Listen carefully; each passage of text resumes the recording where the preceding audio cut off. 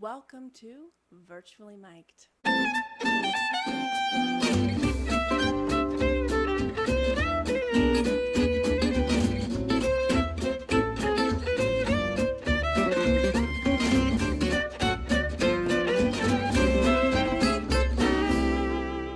Good evening, everyone. My name is Heather Armstrong. I am the director of Scotia Music. Scotia Music is becoming a central area for musicians and performers to get promoted.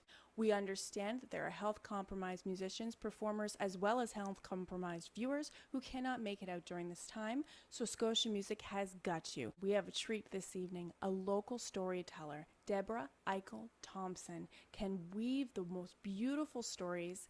I am absolutely thrilled to have her as part. So let's get lost in her imagination. Debbie, take it away.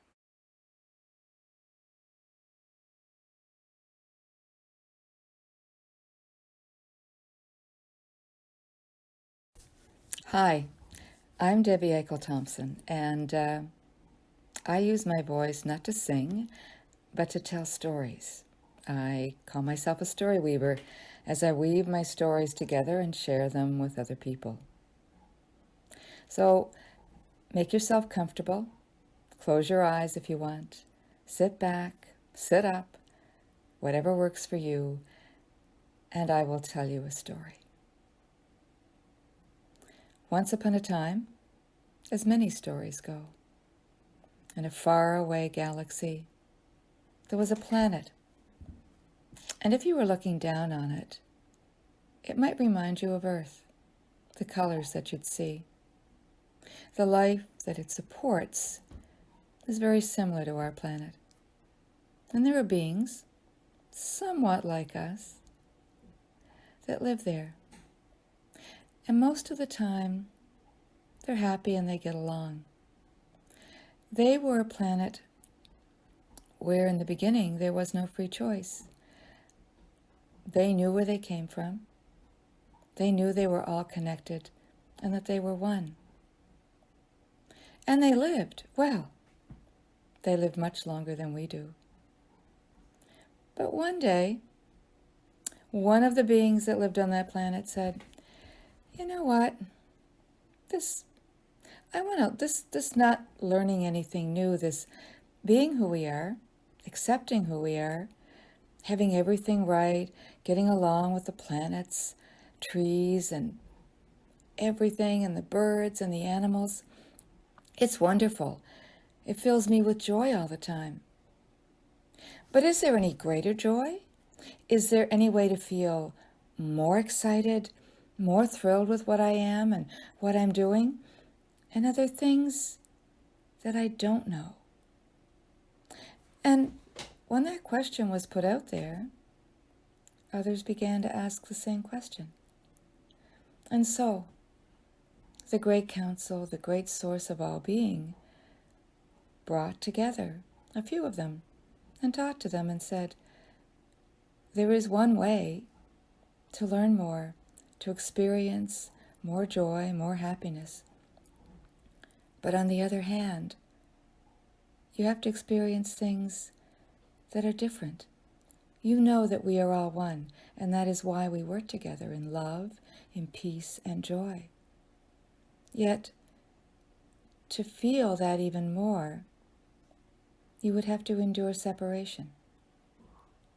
And one of the children who were listening said, "But, what's separation?" "Oh," said one of the wise members of the council. "Ah, that's right, you have no idea. The beings that truly know about separation are the ones that have gone to a planet in a galaxy far from here. It's called Earth." And those human-like creatures started talking to each other, and they said, "Earth, I think I've heard about it. Isn't that an awful planet? Don't they have terrible things going on there?" "Oh yes, that's where I heard about separation." And they looked back at the council and said, "Oh, I don't know. That's an awful planet. Would we, if we experience separation, would we become like them?" "Well, you could, but you might not. But to experience separation, you have to forget for a little while that you're not all connected. Forget that maybe all that's on this planet, even the air that you breathe, works together with you. That you're all energy, that you're all powerful. Together. Alone, you're separate. Well, a discussion broke out. And some weren't sure they wanted to try this, but they do it for everyone else. And then the others said, well, if you really don't want to do this, I mean, we work together. And then the child spoke up and said, is this what it's like for separation? When you're not sure if you want to do what other people want to do or other creatures want to do? And, well, one of the wise council members said, it would be the start if it let you forget your oneness. You can be different, as you all are, but you understand that for things to work well, you work together. And the child said, well, when I'm big enough, I want to go. I'd like to go to planet Earth. How about, I know I'm only a child and I don't know a lot, but how about if those who want to go got to go to Earth? And those who wanted to stay here could stay here, and they could support us with all their love and light, so that if we felt really separate, we could be reminded of who we are and what we need to know. The council all looked at the child and said, you're amazing. To know this and be a child, you are very wise. We would let you go. We would let you go to Earth. I think you have a lot to offer there. And you know, they've been having some really tough times. They could use more of you who are stronger in your love in that than they are, and who probably, maybe not all of you, but probably when you get there, even though you'd start to feel the separateness, the pull of the oneness will keep you strong and help them to be stronger. Well, they talked among themselves, and they thought that was a wonderful idea. For some, loved the idea of being a support for those who needed love, because they knew how powerful love was. And the others who wanted to experience in a different way, wanted to go and help and learn at the same time.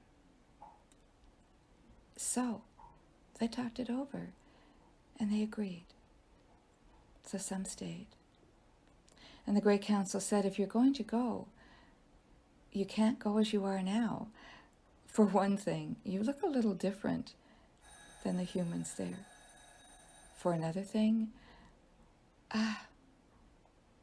they'd be surprised all of a sudden to see strange beings, and they might think people who just arrive and have no connection might simply be aliens, and they don't like aliens. A lot of people on Earth are afraid of what's different and how you look, and if you just showed up all grown up, well, it would make your job a lot harder.